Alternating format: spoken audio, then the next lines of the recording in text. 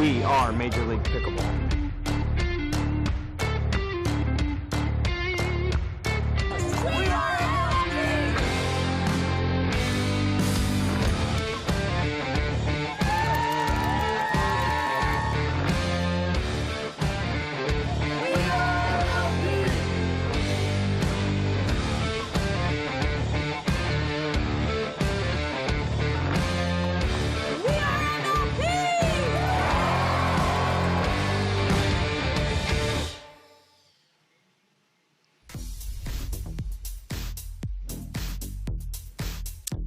This is MLP by Margaritaville in San Clemente, California, as the third and final destination for Major League Pickleball Season 2. America's top pickleball players will be on display in a one-of-a-kind team format for the finals, and we are so thrilled to have you with us at the beautiful Lifetime Athletic Country Club of San Clemente, nestled in the rolling hills of Southern California, just a few miles inland from the Pacific Ocean. Hello, everybody, alongside coach and two-time title-winning GM of the SoCal Hard Eights, gracing us with his presence this morning, Adam Stone, and one of the top voices in pickleball, Cameron Irwin, in the booth with you. Michelle McMahon in here as well, and current female pro Cameron Blackwood will join us from the sideline as we get you set for our first challenger level final of Season 2. Cameron, let's begin with the St. Louis Shock.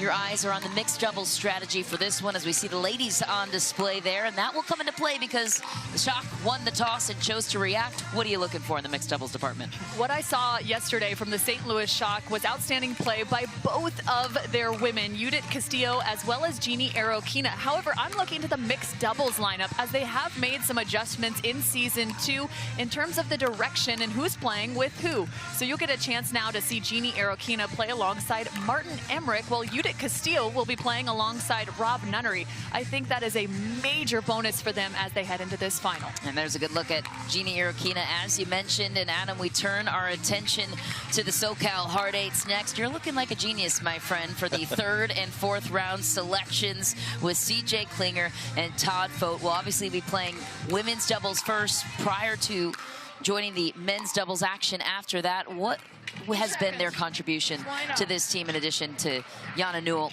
and Eva Radzikowska? Well, we have such known commodities in those two ladies. Eva Radzikowska has won 4 of the last 5 MLPs. Jana Newell was competing in the PPA year-end championships this past weekend in singles and doubles. And then we have back-to-back MVPs in CJ Klinger, but our 4th round pick, Todd Fote, has been the glue for this team. He is a very calm presence. He's got all the shots, all the consistency. So I'm looking for him to play big today. 44 years old, Eva Radzikowska, and still going strong, and that's one of the best parts about Major League Pickleball, especially with the challenger level as well.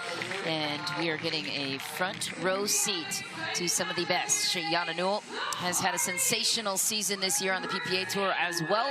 This is the format. If you're new here, welcome. We're so thrilled to have you with us. We will go 4 games per match, and a 5th if we must. We'll explain that when we get there. It is a singles format. This is rally scoring. Games to 21, you must win by 2 and on your serve. That's the key distinction there. The Dream Breaker, as I mentioned, that's the singles format. That is the 5th tie-breaking game if we need it. And video challenges. Each team gets 3 free video challenges per match. If they are incorrect with the usage of those, they will lose the timeout and the challenge. We will explain all the nuances as we get there. But St. Louis Shock, they have their hands full against the defending champs, the 2-time defending champs, the SoCal Hard Eights. There's Rob Nunnery. He was the #1 overall draft selection for the St. Louis Shock. So when it comes to the ladies, any X factors you're looking out for on the side of St. Louis, since they match up with a tough Jana Newell and Radzikowska? One of the things I love from Judith Castillo is she's great from the baseline in terms of her power output. However, I'm going to be looking for Jeannie Arroquina and her ability to find her 3rd shot drop. She is notorious. When it is on, and I would love to see her really firing from that backhand side with her 3rd shot drop. So watch for that.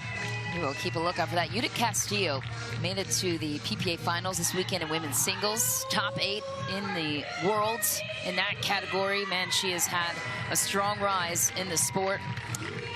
And she will kick us off with first serve over to Eva Radzikowska, who's playing the right side, and Jana Newell on the left. Yeah, and it is a slight switch here. So the ladies have been going back and forth a little bit for the hard eights. Jana Newell has played a majority of Season 2 MLP on the right side. Decided to switch it up for this one. We'll know more on that in just a moment. Game 1, time in, 0-0.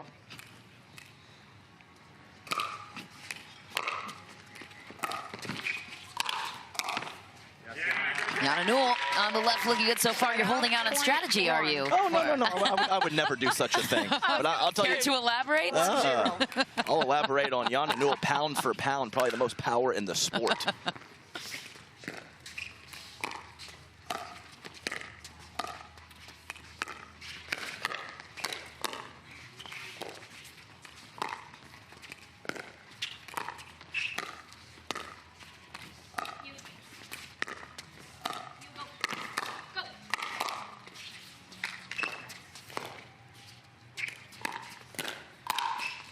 Clean play for the hard eights, and Jana Newell looking good on that left side. Well, and you talked about it, pound for pound, some of the best power, that put-away power on the overhead, phenomenal from Jana Newell, but something to pay attention to. Definitely a good side, bad side this morning. The sun shining down on the side of the SoCal hard eights right now.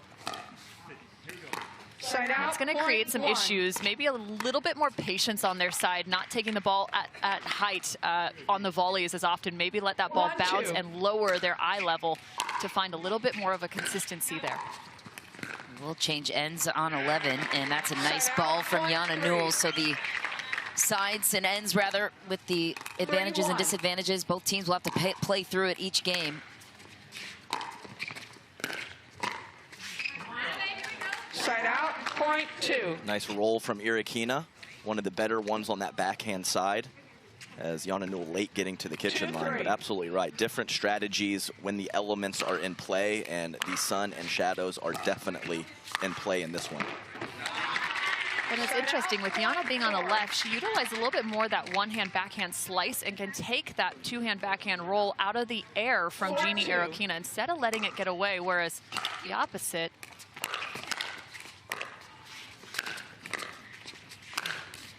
Whereas for Radzikowska, she utilizes a two-hand backhand roll as well. So that would have been an interesting cross-court battle, but I think you win the court position battle with Jana Newell on the left.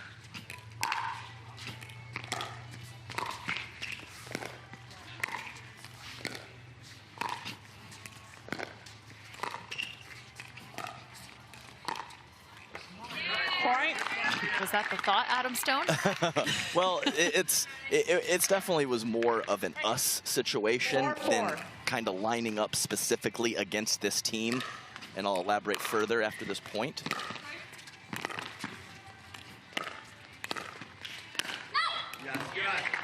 Nice call off there from Newell. But really, yes, Radzikowska with that cross-court roll backhand is great. But the issue is at accelerated age, the footwork isn't quite as clean for Radzikowska, even though she has the length. Jana Newell's movement is one of the main reasons we decided to put her on the left.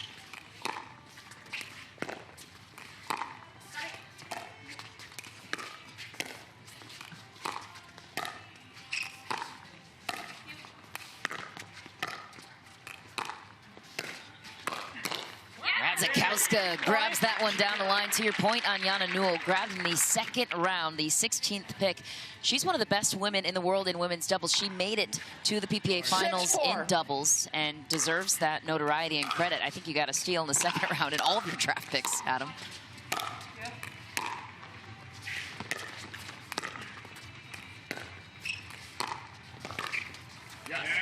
Love the location there from Jana Newell. You can just see a heads-up play, great control on the backhand side. She gets pushed off the line, but has control of the pace of the ball coming off her paddle to be able to get back to a point of advantage at the kitchen.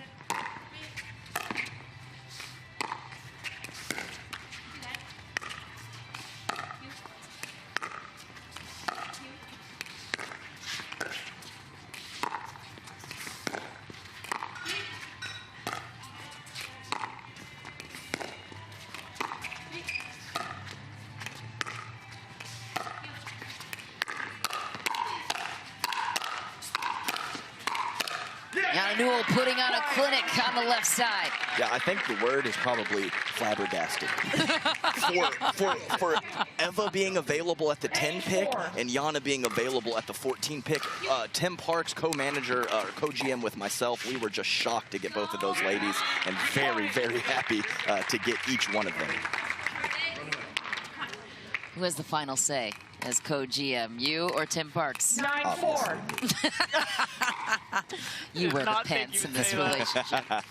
Yeah, but they, I mean, I tell you what, the Hard Eights, it's pretty much well known now that one of the best ownership groups out there, Tim Parks, Rick Chan, and a couple others just really treat their players properly, and it's just a good vibe for the Eights. We can tell that investment has paid off this season. A perfect season. They are unbeaten. The SoCal Hard Eights have not lost, and they have 2 titles this season, looking for a 3rd to complete the hat trick, and we will have an end change if the SoCal Hard Eights get to 11 first here.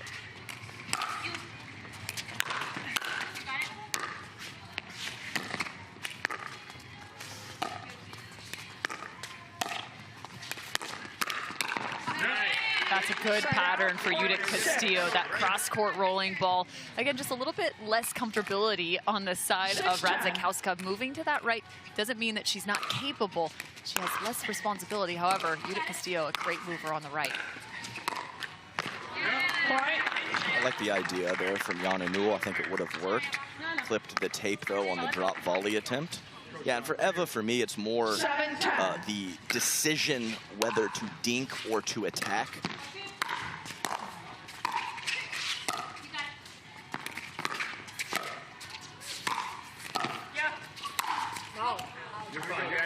Just missed wide, as Eva certainly very capable with the soft stuff and the dinking, but not known as one of those players that really likes to grind it out. So her picking her spots when to be aggressive will be a huge factor throughout this match.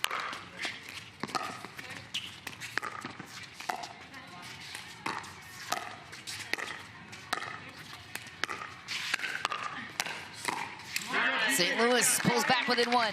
Whereas the opposite, where Judith is feeling pretty comfortable in some of those extended dink rallies, especially with that forehand side. Just kind of like a brick wall over there.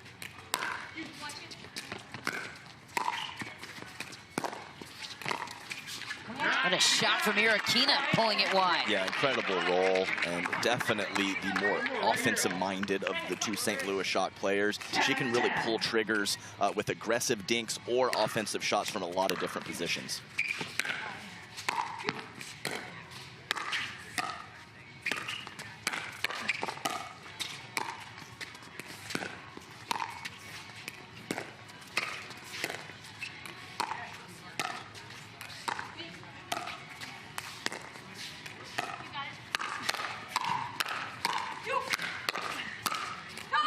What a finish from Judith Castillo down the line of the backhand, and just like that, St. Louis, the team that gets to 11 first on the end change, and the SoCal Hard Eights will have to discuss the strategy at the break.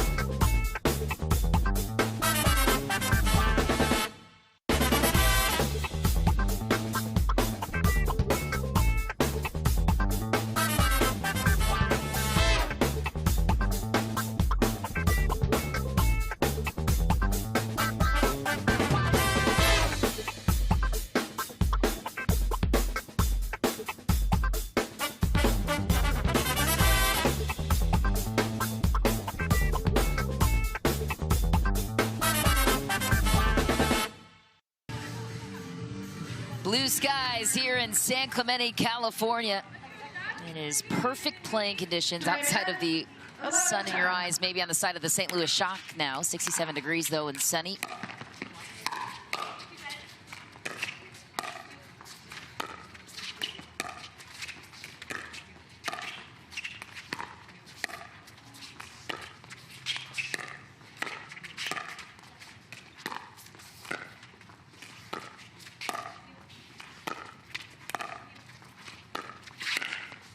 Urakina goes wide, and how are the conditions maybe impacting this one as far as the sun goes, Cam?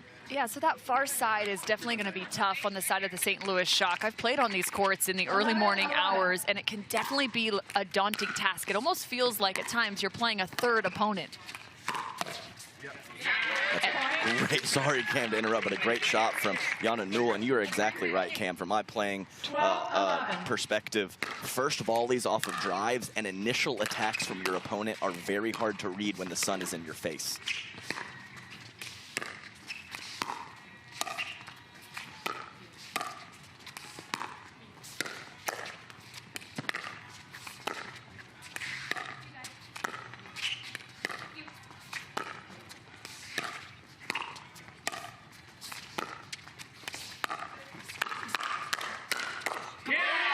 On that point was a perfect example. You saw the drive from the SoCal Hard Eights, the extension from Arokina, and then that first volley, it was a little mishit, so definitely something to pay attention to on the side of the Shock.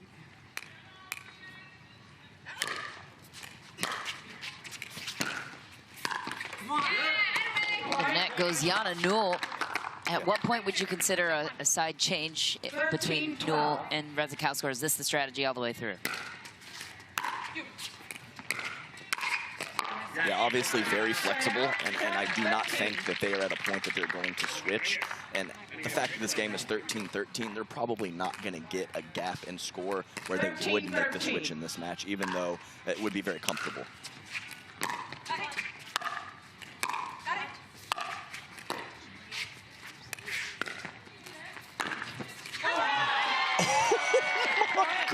What a shot from Eva Radzikowska. The ATP on full sprint. 14-13. Unbelievable. 44 years old, ladies and gentlemen. Incredible.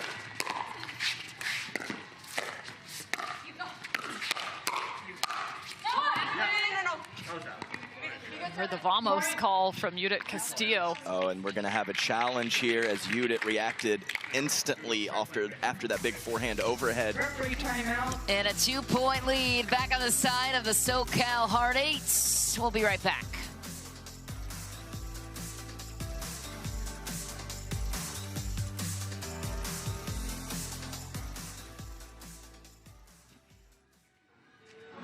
The rally stands 15-13, SoCal Hard Eights serving.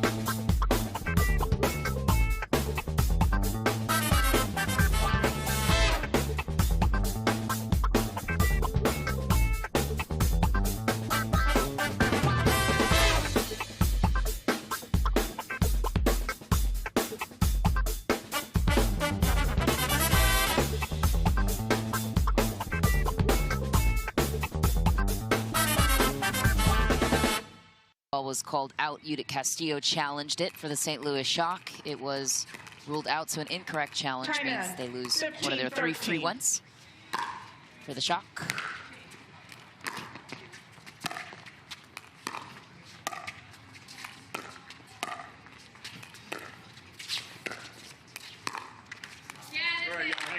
Pushed off the line. That's one of the biggest challenges when you're up at the kitchen, trying to decide how far in you should reach and volley that ball versus taking that back step off.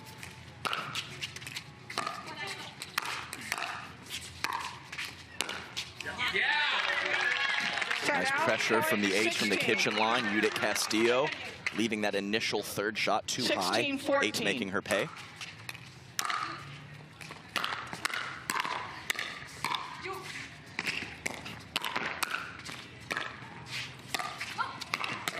Good coverage from Radzikowska, stepping over to the left. Yeah, that was a hectic, chaotic point. And man, talk about a seamless transition with Jana Newell coming over to poach. Eva right where she needed to be.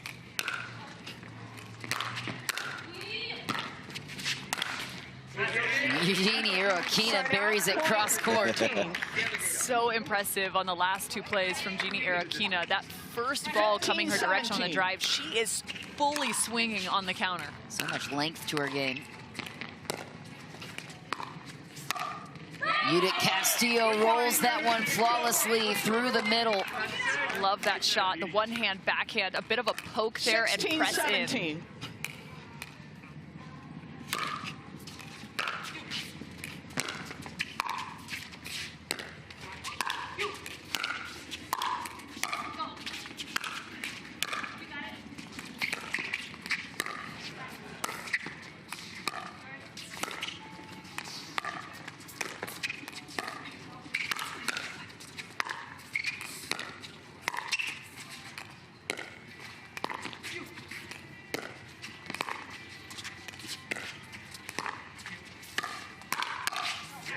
What a play from Jana Newell, a couple of times backed up off the kitchen.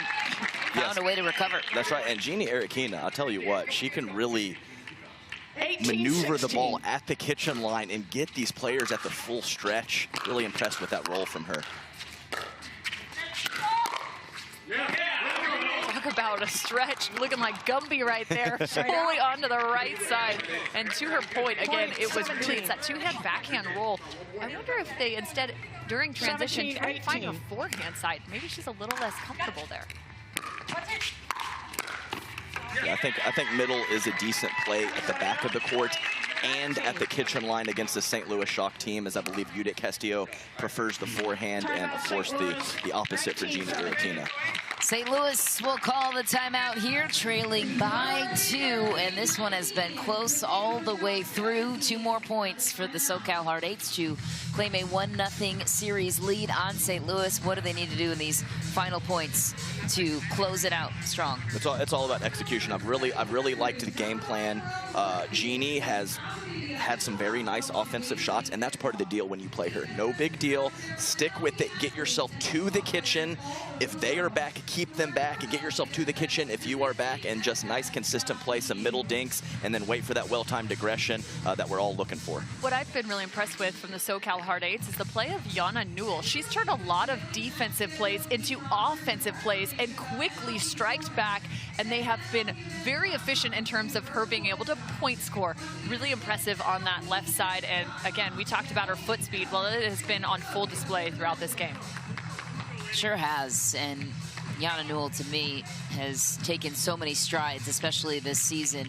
Committed to pickleball full-time this year, and it's shown, making it all the way to the PPA finals in both women's singles and doubles. Still somehow at the challenger level, which is crazy. Time in, 19-17.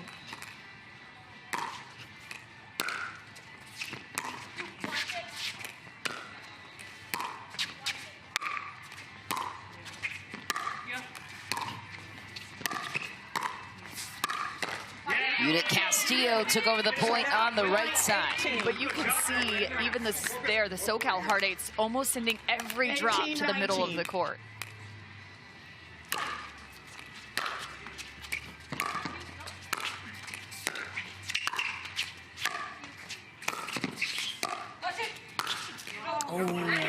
gimme.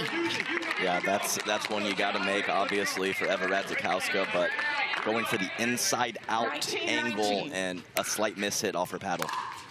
19-all.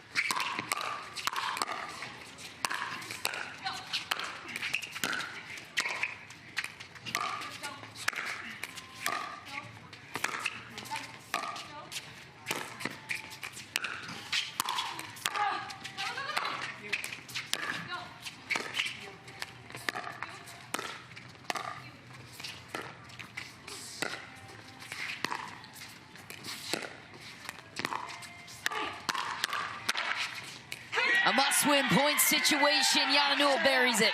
Love the way Yana Newell fully came across on that backhand side, able to quickly come back and cover middle. Look at this. Full send, gets her right foot all the way to the center line. Game point for the Hard Eights. Oh no. Into the net goes Radzikowska. That's twice now, some key misses for her. I love that one. The previous one was a miss hit. That one just clipped the tape. I like what happened there. No worries with that decision from Eva.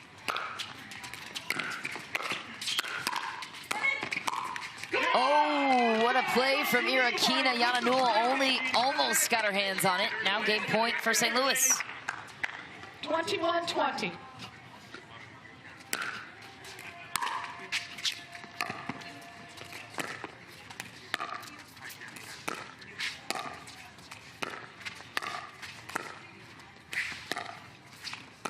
Saves the point once again off the left cord. Yana Newell has had to be so defensive on some of those dinks. A few pop-ups and Judith Castillo with a beautiful attack, but a little luck on the side of the SoCal Hard Eights.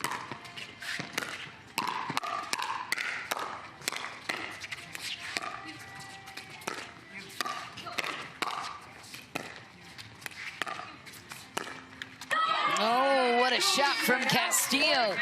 They continue to work that cross-court dink battle. I believe that goes in favor of Castillo there, like we talked about early in this game. That forehand to forehand working in her direction. 22-21. And the game point for the Shock.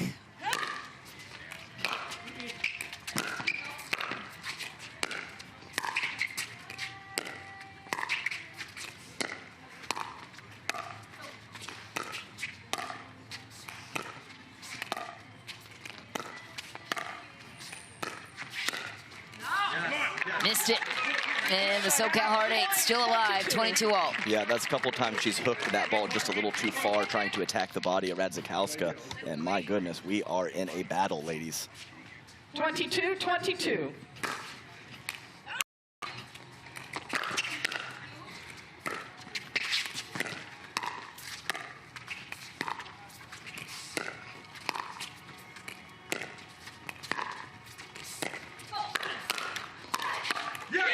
Yana Newell gets game point back on the side of the Hard Eights.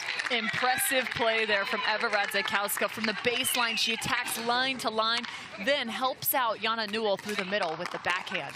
23-22.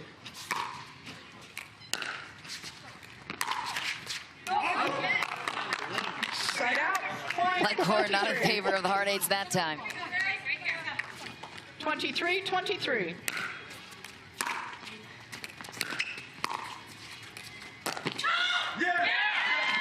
I don't think she let it go. I think she missed it. Thank goodness for missing that ball. Eva Red, look, you can see the smile on her face. 24-23.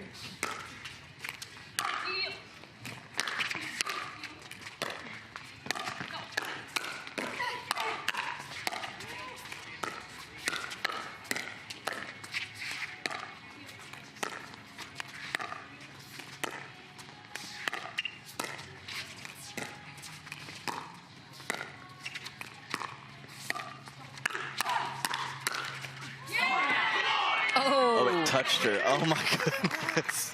What a wild end to that point. Let's have a closer look. 24-24.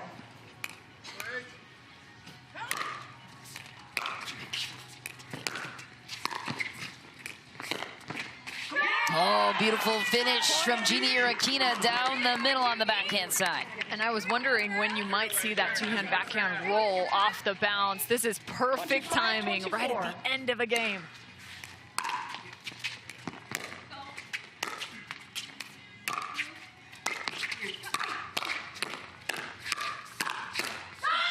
Wow, what pressure from Jana Newell. That one looked like it was going in favor of the Shock to start the point. I'm sweating in the booth, ladies. My goodness, this is intense, but I mean, just incredible shot making from all four players in the tight moments of a match. So good.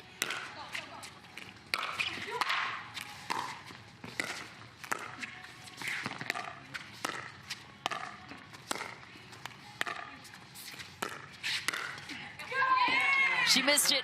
Irakina goes long, and the SoCal Hard Eights recover another game point. And it was just enough out of her reach that she couldn't get that great topspin that she usually gets. She ends up hitting more of a flat ball, and it sails long. I think she wants to take a look at it on review. And remember, they've already used one challenge for St. Louis. If they use this one and are incorrect, they would then be down to one free challenge. And that's a big deal because we still have at least 2 more games to go, maybe 3, maybe 4. Yeah, and in real time, which is, you know, not near as good as the replay view, I did think it sailed long. Well, Eagle Eyes, you've been 2 for 2 so far on the tournament, at least with me, so I'm trusting your vantage point there. I trust me.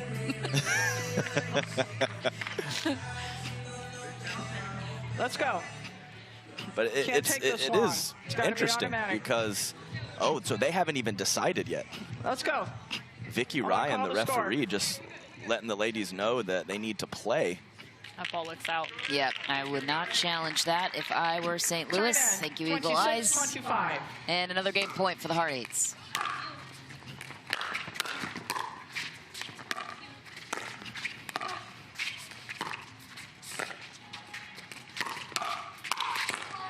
Jana Newell closes out game 1 on the overhead punch, and the Hard Eights, the unbeaten Hard Eights, on top 1-0 against St. Louis. So impressive off the paddle of Jana Newell. She had been in a defensive position for most of that game, turning defense into offense. This time she strikes first with the offense, and it pays off with the 27th point. Well, out come the men. Rob Nunnery, the #1 overall pick at the challenger level, is up for the task, but he has his hands full with CJ Klinger on the left and Todd Fote on the right in the hot pink. We will be back to break down the matchup after this.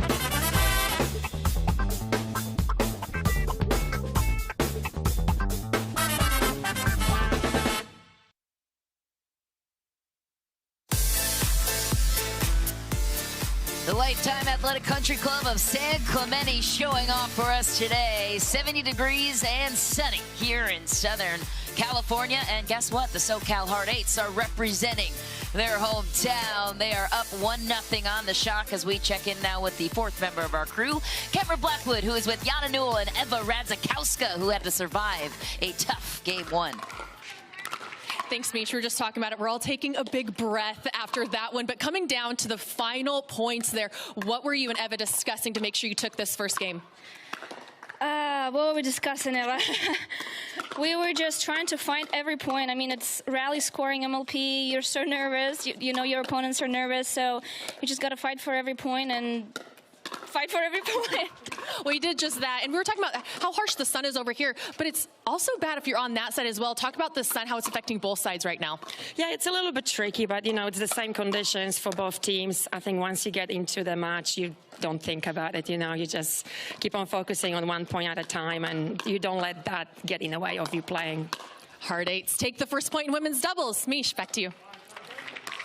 Cameron, thanks. A big lead for the SoCal Hard Eights. And now we move on to the men's doubles game. So, Adam, we phrase this question to you. We talked about the third and fourth round draft picks of CJ Klinger and Todd Vogt. Their stock certainly has risen through season 2. And we have 2 lefties and 2 righties in this one. How does that change the complexity of the matchup?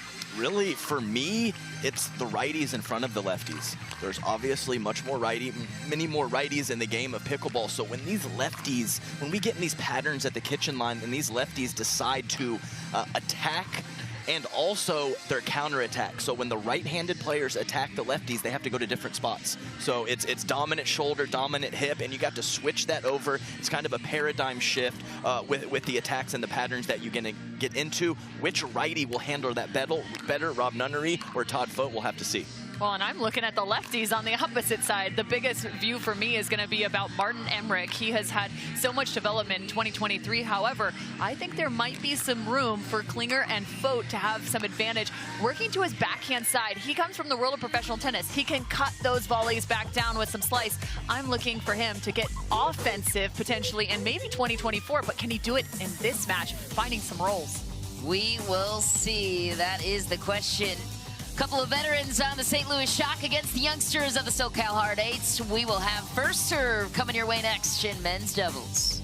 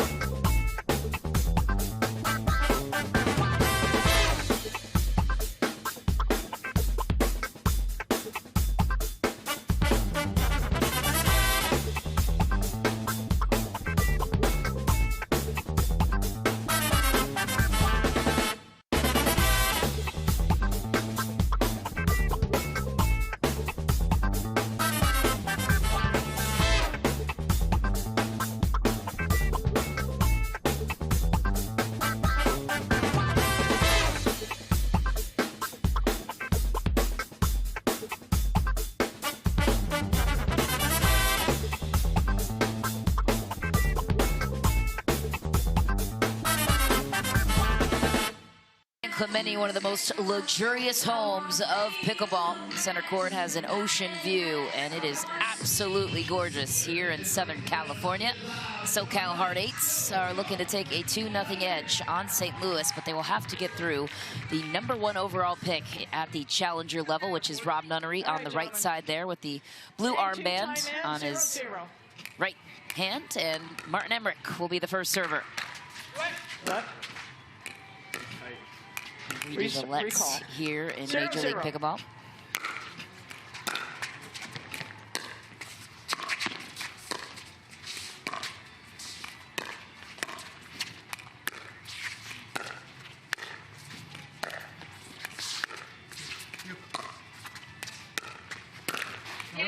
Well, and that's the carve I'm talking about from Martin Emmerich. It's a thing of beauty because he can really get some backspin on that ball on some of those dinks, but at some point he might have to turn and find some offense. Long there, how can he do that? Well, it's a little bit of a change of your grip also. So at times you kind of have to find a little different grip, maybe a little bit more continental. He's already sitting there, but it's also changing the direction of your wrist.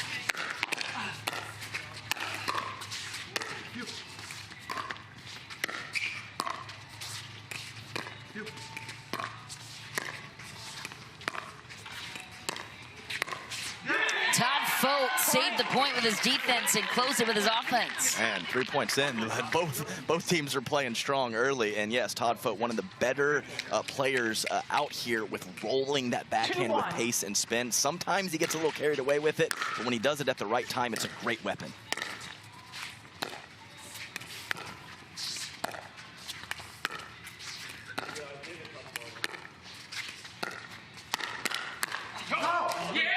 That's great execution from Martin Emmerich, recognizing the high dink and immediately flattening that ball out with an attack. And to finish the thought, I think it's more about where the paddle head goes, right? So a cut volley, you're going to have that paddle head high with some spin and trying to flick that ball. You're going to drop the paddle head down lower to create the top spin. So just a different angle that you have to have in pickleball versus tennis. 2-3.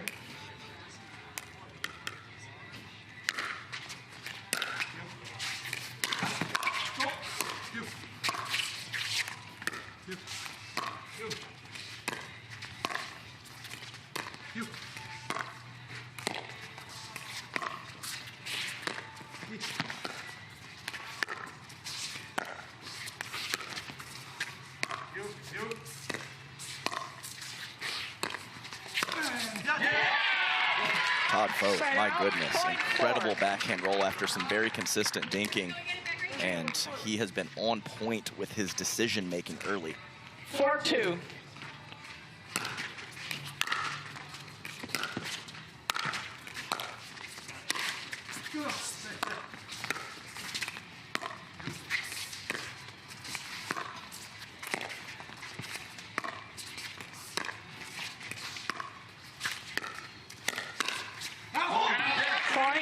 Nice little poke there from CJ Klinger, getting real fired up and locked in. This young man has really grown leaps and bounds, and his intensity and demeanor is just so good out there. 17 years old, too. Oh my, Rob did not even consider hitting that ball, and it lands 1 foot in, and he hits the ball back over, very frustrated, wondering how that dropped. So much shape on that ball. That was well above the height of Rob's shoulder.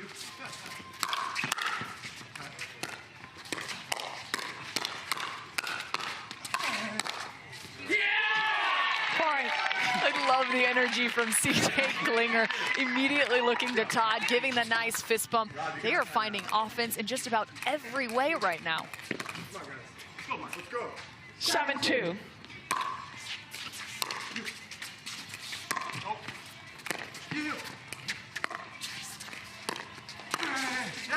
Todd Fote flicks it once again. Heavy topspin. That backhand side has just been unbelievable, reaching in and really even finding some flat speed ups, especially through the middle. I think he's about 3 for 3 in that regard. Well, as good as the 17-year-old CJ Klinger is, Todd Fote has also chipped in here in game number 2 in men's doubles. A 6-point lead for the Hard Eights.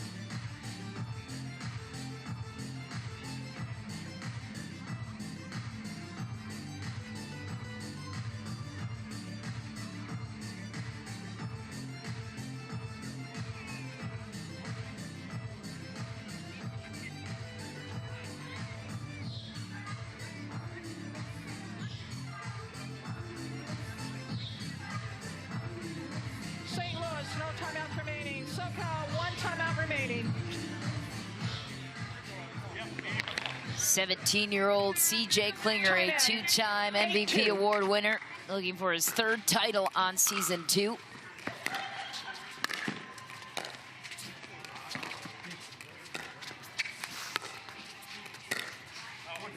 Missed it just long there down the middle. And a change potentially for the St. Louis Shock. They might look a little bit more middle, but watch out, CJ Klinger just missing that speed up. He has the ability to find some offense on that forehand side. Todd Fote with the Ernie tagging the left hip of Martin Emmerich. And yes, the Shock are phenomenal counterattackers, but they both do sit backhand heavy, and that has been an issue early in this match.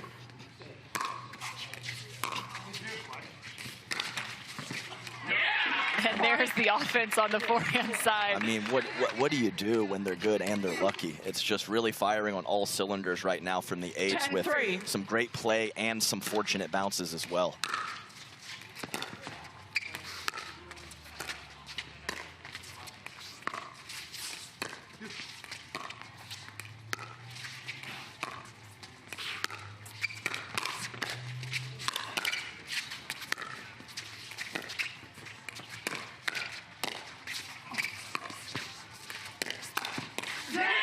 CJ Klinger, hands of gold. So impressive from CJ, getting attacked on the backhand side, coming up with an answer. The 17-year-old is locked in. They take an 11-3 lead at the end change. We'll step aside too.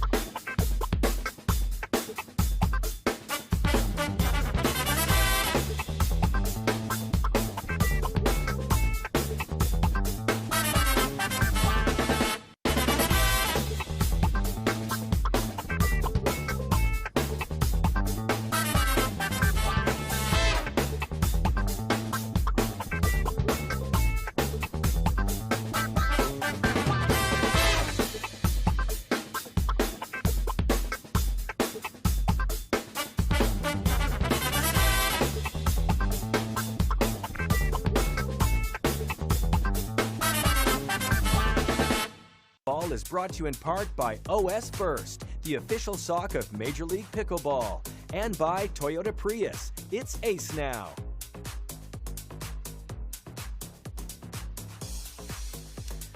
Look at that view from San Clemente, California. Gorgeous coastal city here in Southern California. We are spoiled at the Lifetime Athletic Country Club. The St. Louis Shock are looking for answers. Which should those maybe solutions be? Well, one thing is it was a full-on offensive barrage from the eights, and now the Shock are on the good side. So maybe they can be more on those initial counters. But right now, eights. I think one of the areas that they need to be on for those initial counters is actually through the middle. Todd Fote, we mentioned it, had, I believe now about 4 balls. He's flattened out and kind of poked back to the middle. So watch for Rob Nunnery or Emmerich to try and find a little bit more of their forehand through the middle on the counter. Yeah, and already two loose errors over there from the eights right after the end change, and possibly St. Louis stepping up and being more offensive with their opponents looking into the sun.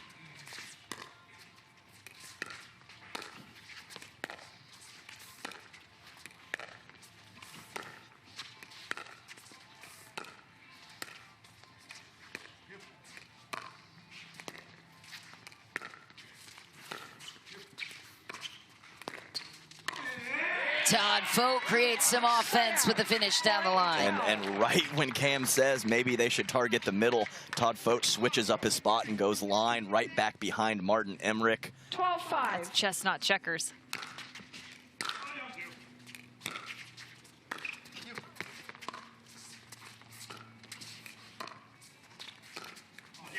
Point. The ball to the middle.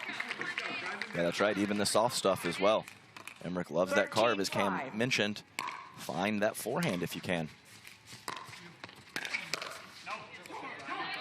Great job by Rob Nunnery. Getting underneath that ball, getting a lot of topspin. Todd Fote coming in hot, looking to put pressure, but with the spin of Rob Nunnery, almost impossible.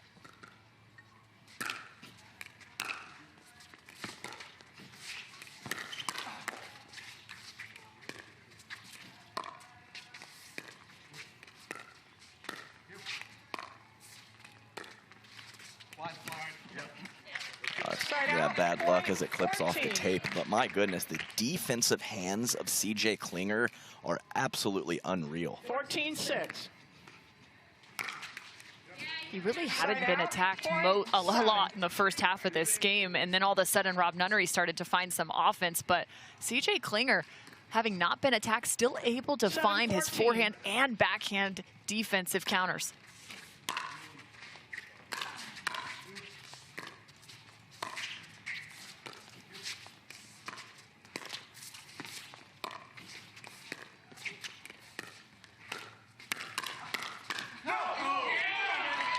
Same speed up through the middle, and Rob Nunnery getting somewhat caught on that right hip. He gets the ball back, but there's not much pace on it. 15-7.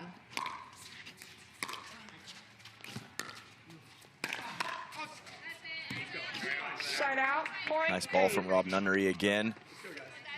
Pretty much a similar situation to a couple points ago, catching Todd Fote looking to be offensive from the midcourt. 8-15.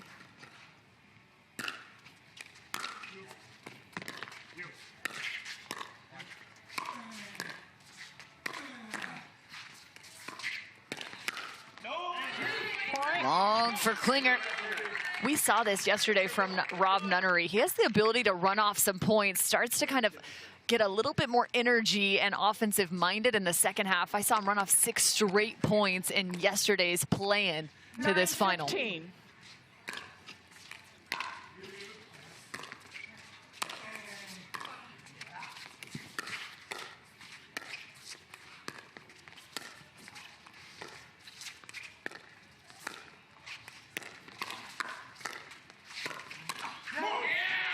Nice spot from Todd Fote. 16. Yeah, you're exactly right. Rob Nunnery, really, when he came on the scene, he had great hands and great speed ups. He's become much more of a well-rounded player, but that little devil in the back of his mind always wants to be offensive, I promise you.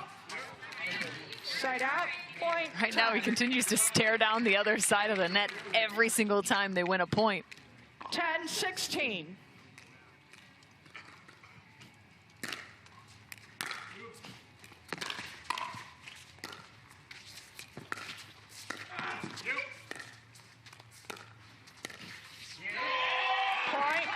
And some real emotion there from Martin Emmerich, who really thrives on that. All the times I've seen him play, always has an outburst or two to get himself and his partner pumped up.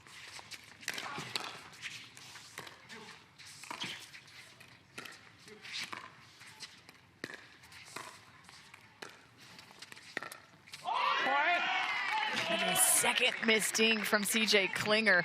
Those are going to be emotional moments for Emmerich. You can see it with the fist pump, especially winning points when he's not able to find a ton of offense there. St. Louis closing the gap, trailing by just 4. And what a run. And some key adjustments on the side of Nunnery and Emmerich. 38 years old, a couple of veterans in the sport. And no panic to their side right now. If you're the SoCal Hard Eights, what are you discussing on your side? Well, it was nice to see right after CJ missed that last dink, little frustration, kind of threw his hands up. Todd walked right over to him, had a couple words. They took the timeout. I think that was the right decision. So really, I just think it's been a little bit more balanced game for St. Louis. They came out early, just really looking to be consistent and kind of see what the Eights were going to do. Now they've balanced out that good, consistent play with some speed ups, and I think that's probably the happy place for the St. Louis Shock. Well, good news for all pickleball fans. Tennis Channel and the PPA have teamed up to bring you Pickleball TV. It's a brand new 24/7 network dedicated exclusively to the sport that you love. Tune in for live tournaments, plus instructional, lifestyle, and other original programming. Watch now on pickleballtv.com. And we are so thrilled to all be launching this incredible TV network with all of you. Finally, one place to catch all of your pickleball content. 12-16. Best in the world. Here's Martin Emmerich looking to continue a run for the Shock.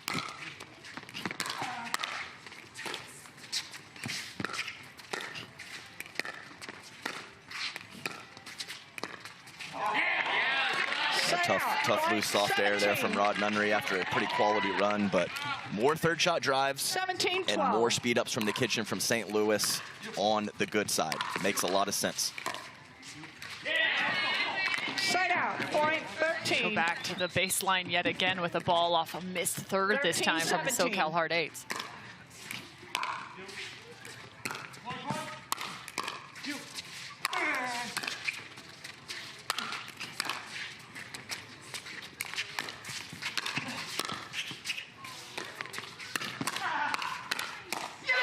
What a point for St. Louis. Emmerich and Nunnery fighting off the fire. And Rob Nunnery, we talked about it, sitting a little bit more backhand heavy. They've been attacking the middle. So what does Rob Nunnery do? Instead of finding the forehand, he just shades more to the center line. Still countering with that backhand.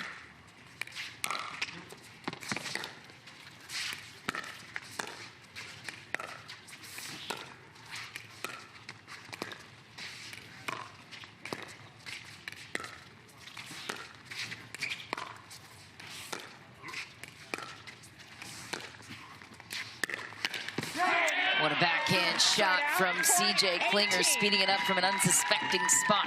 Yeah, not easy to get it to the forehand of Rob Nunnery from where he was attacking from. Don't believe he had tried that two-handed attack off the bounce yet. Nice job from CJ.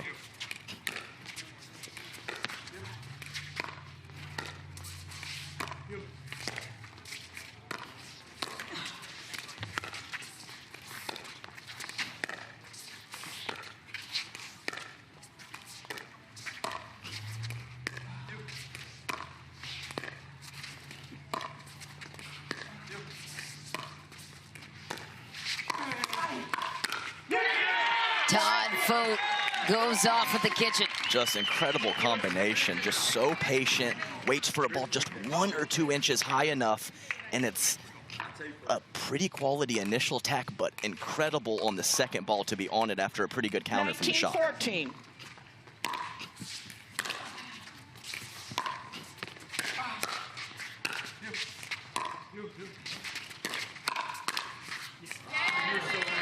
Rob Nunnery finding the body of Todd Fote. Again, Rob has got to make sure that he stays offensive here. As much as you want to settle into some points and extend these as the score is 15-19, you still have to have that aggressive personality to be able to create some offense, just like there. Yeah, nice forehand drive. Seen him, as I mentioned before, looking at a lot, and a couple loose first volleys from the Eights. No question.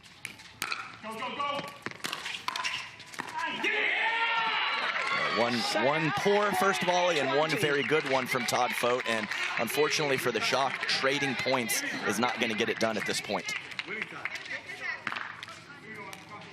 20-16. Game point for the Hard Eights. Just shy of a third shot drop for CJ Klinger. St. Louis survives one. 17-20.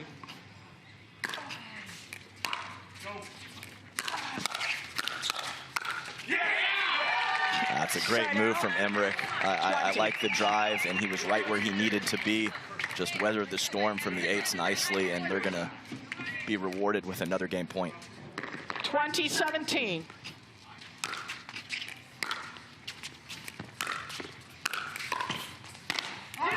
It's a heavy arm from Emmerich, but the SoCal Hard Eights will take the second, 21-17, and the defending champs, they're one game away from completing the trifecta of titles. Just a complete win from the SoCal Hard Eights in that game. I think what was most impressive is that both CJ Klinger and Todd Fote came away with some great offensive and defensive opportunities. It truly was both the right side and the left side playing equally in the SoCal Hard Eights side. Yeah, St. Louis Shock played much better in the heart and the end of that match.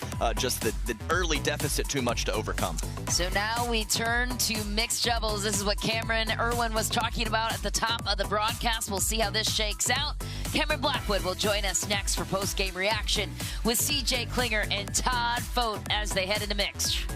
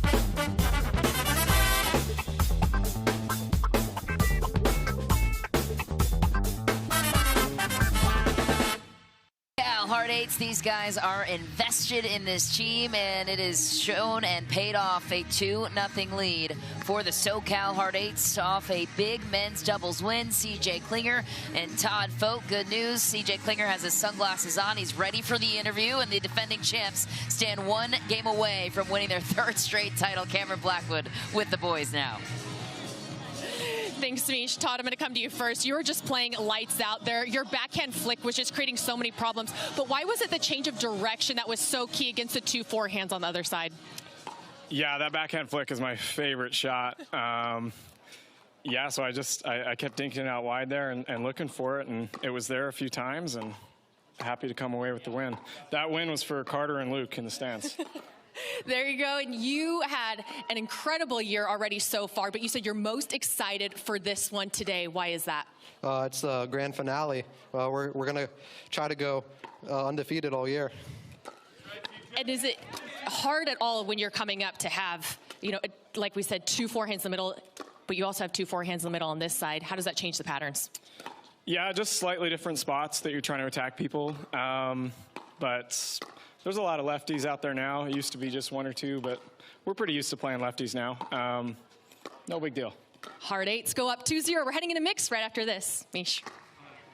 Cameron, thanks. To mixed doubles we go, and this is where our theme comes full circle as Cameron Irwin talked about what she was looking for with the St. Louis Shock, mixing things up this season when it came to mixed doubles. And of course, the Shock won the coin toss, which means they got to choose the matchup in mixed doubles, which Todd Fote, obviously, matching up against the team for the St. Louis Shock. So, okay, Hard Eights had to put their team out first. Todd Fote and Jana Newell. And so the St. Louis Shock countered that with Martin Emmerich matching up against, or sorry, playing with Jeannie Iroquina.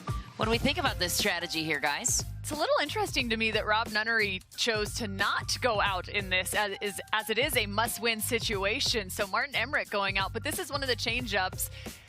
Typically, you'd see Martin Emmerich playing alongside Judith Castillo, but this is the switch with Jeannie Iroquina playing alongside. So this is a unique matchup for sure. Yeah, and Newell and Fote like to go out first when they can. So that's been a bit of a pattern just from a comfort and the preference, a little less strategically, obviously, when we're throwing out our team first. But yeah, Iroquina and Emmerich, a very quality team. And I would say 1A, 1B, even though I would consider Nunnery and Judith to be slightly better team on paper. We will see how Todd Fote fares against Lefty on the other side and get you back out to first serve for our first of potentially 2 mixed doubles games.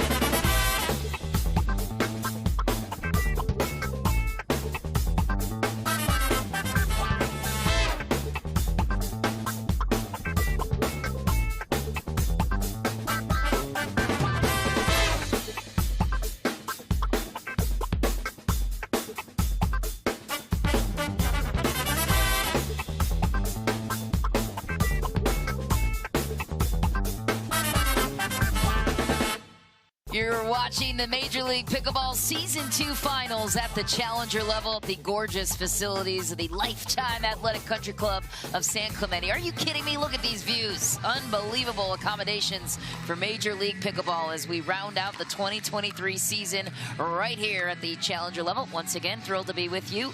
Cameron Irwin, Adam Stone, and Michelle McMahon in the booth. Cameron Blackwood on the sideline. This is our first mixed doubles game of this matchup. The SoCal Hard Eights could clean this up in 3, but they have to get through a tough Jeannie Iroquina and Martin Emmerich to do that. We talked a lot about the lefty situation going on with the St. Louis Shock. What else are you looking out for? Well, St. Louis obviously has to win both.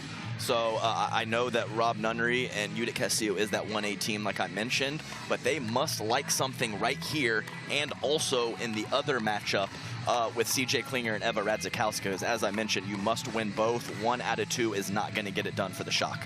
Well, earlier in this tournament, in the playoffs, Jeannie Iroquina got a little spicy, Cameron Irwin. I believe you were on the call for this one. This was at the conclusion of the BLQK matchup where Jeannie Iroquina and Martin Emmerich closed out the match. A little teardrop signal from Jeannie Iroquina over to Tina Pisnik at the conclusion of this one. And an aggressive couple handshakes there from Jeannie Iroquina as And well. she's actually, I think it was more directed at Rob Cassidy there as she looked and said hello to Tina and then looked right at Rob and pointed to him after that. So Love it. I think this matchup is really going to be fun to watch because you have the ladies playing head-to-head and the fellas playing head-to-head. Jeannie Arokina could have a really nice setup cross-court to get Emmerich involved against Todd Fote. Something to watch out for in this matchup.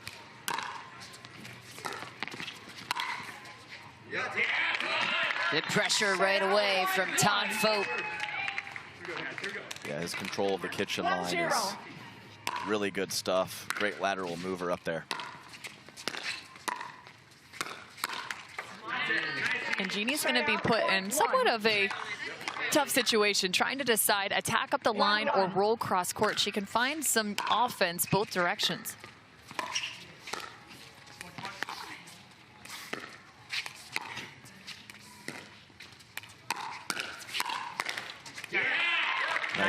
Nice combination from Jana Newell. And another thing for Jana is she's got to be careful getting too far off the kitchen line. She needs to give Todd Fote room, but sometimes she gets stuck back there. And that's the combination that I think, if there's adjustment on the side of the St. Louis Shock, could work in their favor. Martin just has to sit a little bit more forehand.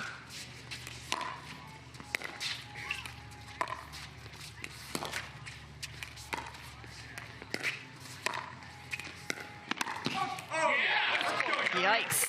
Ouch. Yes. It's a great move. Jana Newell almost there waiting for it. Missed hit the ball, definitely going long, but nothing Arokina can do. No way to get out.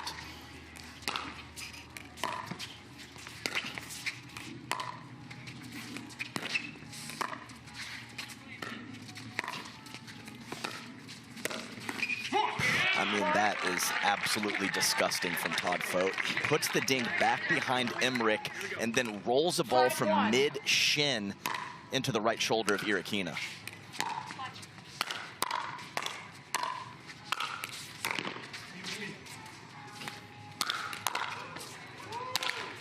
Oh, and a missed overhead chance from Emmerich. SoCal survives the point.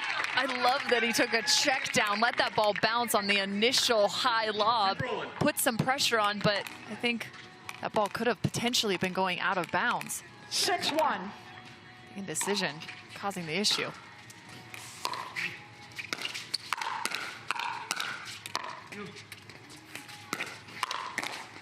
Todd Fote lights up the middle once again. Yeah, and the ladies with a quick exchange and full swings. And then Todd Fote finishing like he has been doing throughout men's doubles and early in this mixed match.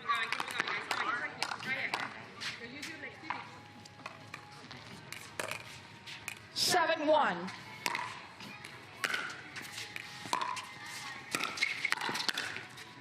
Jeannie Arokina finds the opening.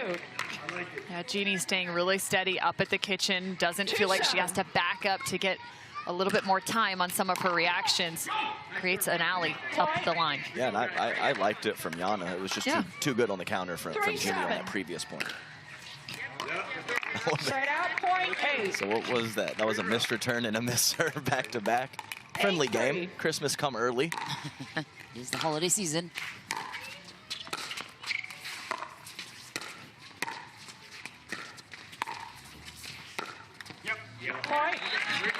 That's a great job from Jana. Putting that ball to the middle or to Arokina, forcing Emmerich to come over and take it with the lefty forehand, then putting it soft back behind him. SoCal Hard Eights are on top by 6 points in 2 games, and they're in the closing stretch of taking yet another title. We'll be right back to see if St. Louis can rally.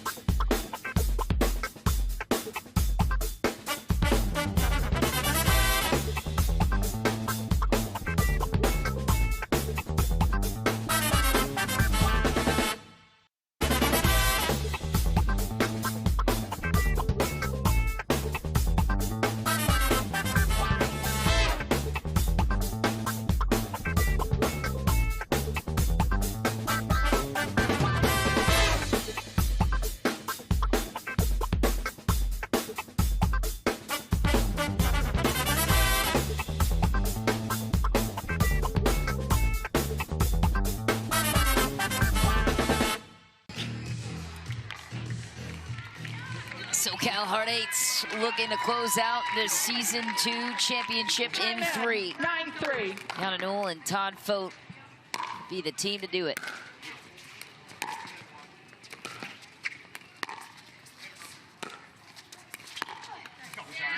Side out. Nice slice from Emmerich. Ball hitting the court and taking off, throwing it out of the 4-9. contact point of Yana Newell.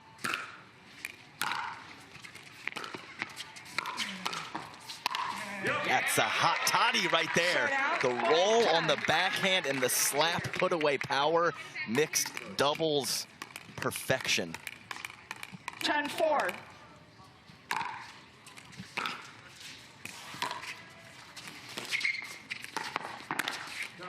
Dig from Newell, but Emmerich was all over the pop-up Side chance. out. Point And he 5. created that nice location right in the middle, causing some communication. 5-10.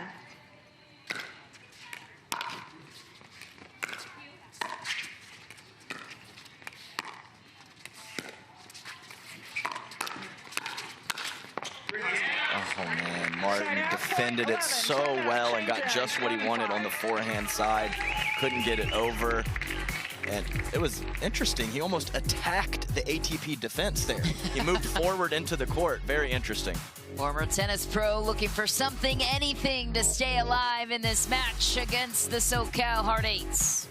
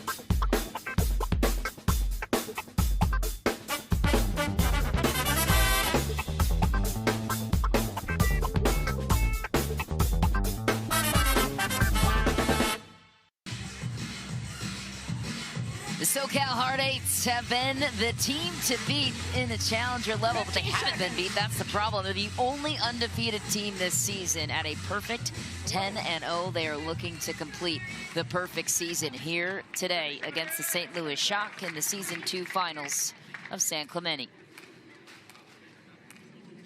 And they're also on the good side, we should point out, in the closing stretch here in game number 3. Yeah, always nice to change ends with a lead when you started on the bad side, no question. 11-5.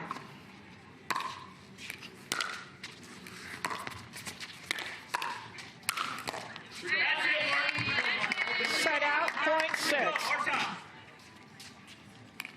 6. 6-11.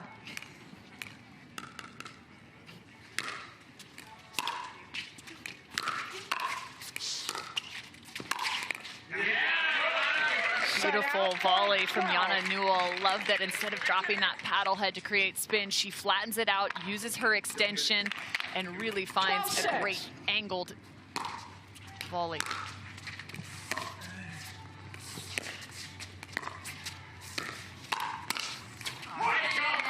Yeah, nice court coverage from Emmerich, kind of going with a mid-paced attack and then able to cover his backside on the backhand well.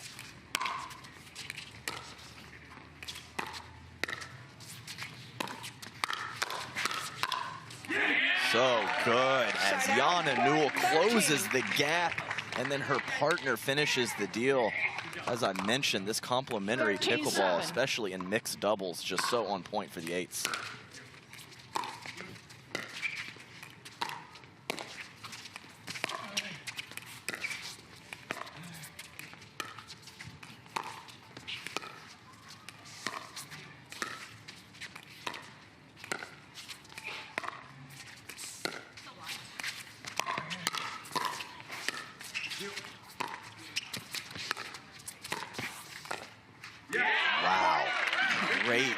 points and so fluid, really, from both teams along the kitchen line. Martin Emmerich's ATP defense is world-class in his last 2 attempts. It's like poetry in motion from Jana Newell. She played that point completely locked in. Side out, point A little bit too extended. But Yeah. I just love the fact that she actually maintains her posture as she travels through the transition 8-14. zone. Legs really loaded.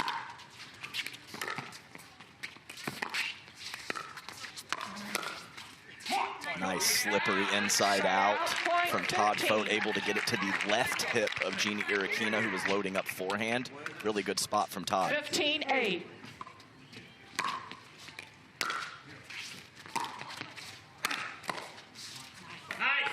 Heavy arm from Martin Emmerich, former tennis pro. Made it all the way up to world number 35 in men's doubles on the ATP Tour.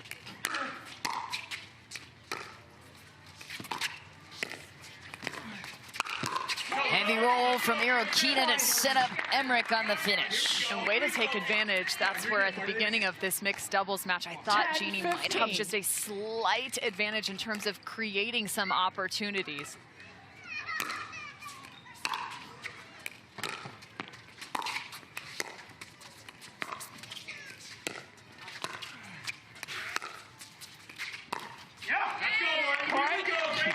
Little run here for the St. Louis Shock. Yeah, creeping back into it with some really nice play and a couple loose errors from the 8s. Danger of rally scoring. Nice inside out put away from Jana Newell. I'm not sure she wanted to hit it that close to the line, but definitely stayed in. Nice shot from her. 16-11.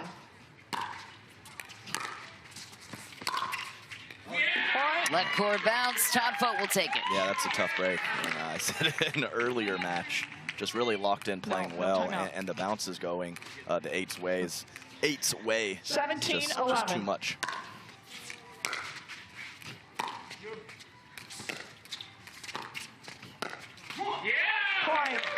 It's a solid ding from Jana Newell. Not easy because of the length of Jeannie Irakina to go line to line, but nonetheless keeps it just shallow enough.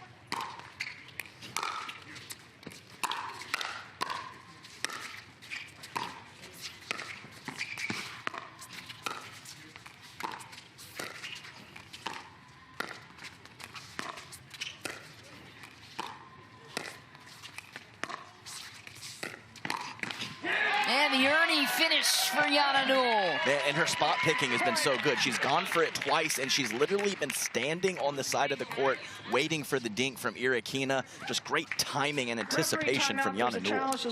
And a timeout called. A challenge will be called on the takeoff of the Ernie for Jana Newell. Yeah, and this is a part of MLP where when you're playing a standard tournament, it's just you and your partner. Almost impossible to see a challenge on a footfall, but when you have GMs, coaches, and 2 other teammates on the sideline, they might have seen something on that Ernie from Jana. All those Heart 8 fans in the house. The hot pink, you can't miss them. We'll take another look at what the football call is that is being challenged at the moment. Let's see. Take off. Whoa, that is close. Oh my. I actually think she's just on it. You do? I think she's just on it. I thought I saw a tiny sliver of blue. I think Hard it might to tell with her shoe color. Yeah, I think it might be possibly a shadow from her shoe, but that is, my goodness, that is close. Smart challenge by St. Louis. That's a really tough Ernie. I mean, look at her contact point regardless right here. It ends up on her right shoulder. She's going with the backhand. Look at that elbow. That's a really difficult angle. And to avoid the net, look at how close her paddle is to actually contacting the top of the net. Yeah, wild. This is a tough one. Yeah, we're never envious of these referees having to make these calls, but this one is extra special. Not a line call, a foot fault call, and here we go. There's Courtney Johnson, the tracking referee, and here's Vicki Ryan. After video review, the no call is overturned. There was a foot fault on the play. 3 for 3 today, Adam. Way to go. I hate to do it against my squad, but you see what you see. Honesty's the best policy here. Our secret is no longer safe with us. Let the truth be told. 12-18. All right, 12-18. Looks a whole lot better than 19-11 for St. Louis. See if Martin Emmerich and Jeannie Irakina can find some magic here in Game 3. The title on the line. Oh, Jana Newell answers promptly with that forehand roll angle. That was filthy from Jana Newell, just cuffing and carving that ball back cross court. 19-12.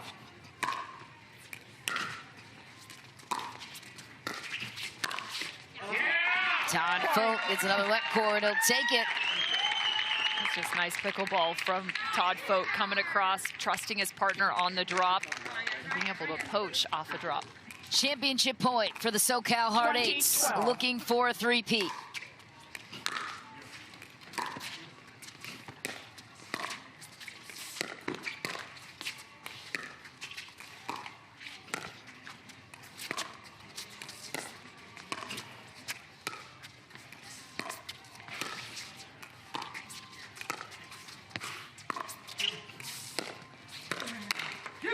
Fitting that Todd Fote would put his closing touch on another championship. The SoCal Hard Eights, they did it again. They completed the perfect season.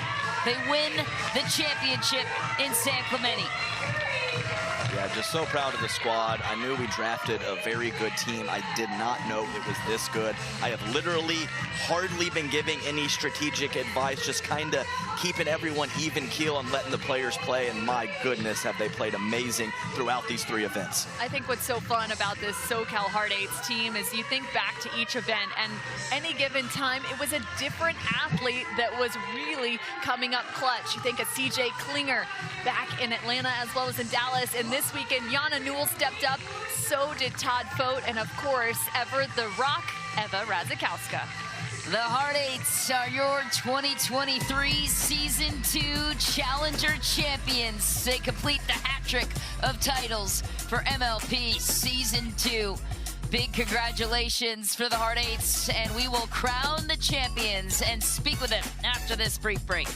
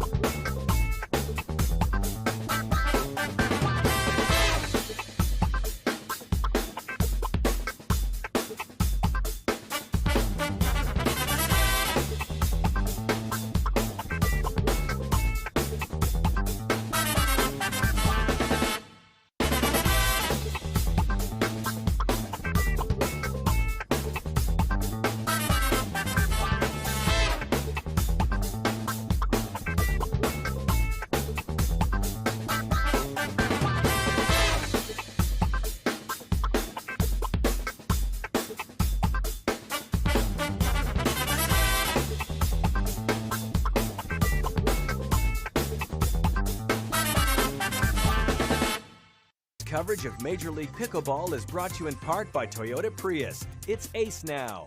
And by Margaritaville. Escape to your personal paradise. Stay, play, live, and dine in Margaritaville.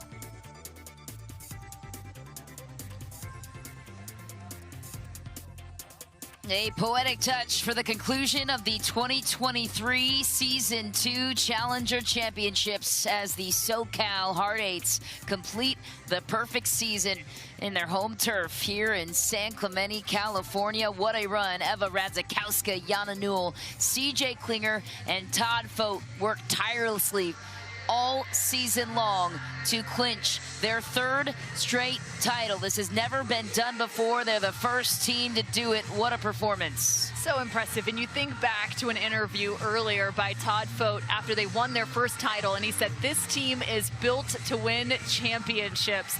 They have now walked away with 3, including the season finale. A well-deserved championship ceremony as we welcome back the 4th member of our crew. Cameron Blackwood is here to deliver the presentation and crown the champions. Thanks, Michelle. We have had an incredible time here in Southern California. We want to go ahead and give it one more big round of applause for the St. Louis Shock. And now we want to go ahead and we want to welcome our winners, the SoCal Hard Eights. We have Jana Newell, CJ Klinger, Todd Fote, and Eva Radzikowska. Congratulations, you guys. Thank you. You're welcome. They just said this has never... Give it up for them, guys, one more time.